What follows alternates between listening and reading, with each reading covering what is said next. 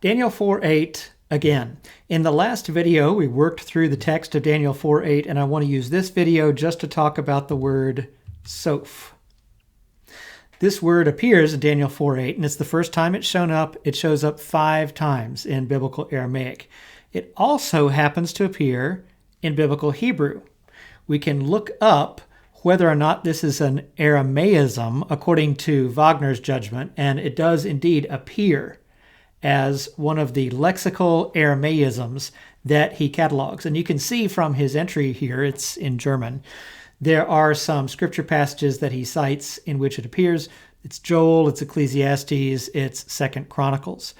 And we might think a little bit, if it appears in 2 Chronicles, could the current state of scholarly discussion be talking about this word soph from the standpoint of what's called late biblical Hebrew, meaning the state of the Hebrew language towards the end of the Hebrew Bible writings, which of course, 2 Chronicles, it's the last book in the canon. The state of the language at that time was that it was starting to introduce more Aramaic words. Could there be some scholarly discussion about the use of soph in Hebrew? One of the resources on this that you might want to be aware of is a concise lexicon of late biblical Hebrew by Avi Hurwitz. So we go in there and we notice that indeed there is an article on the use of soph. It's very nicely arranged. You can see the Joel, the Ecclesiastes, and 2 Chronicle uses there, as well as showing where the word appears in biblical Aramaic. That's BA.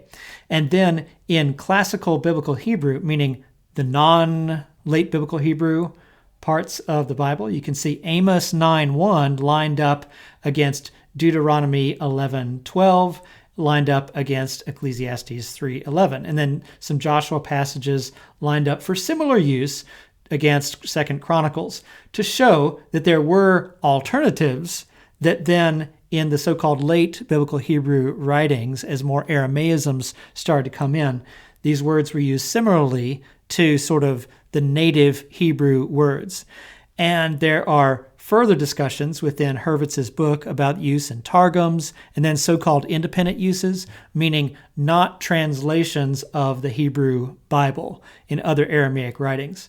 So I just wanted to introduce Hurwitz's resource for the study of Aramaisms when they are judged to be indicative of late biblical Hebrew as a part of our discussion of Daniel 4:8.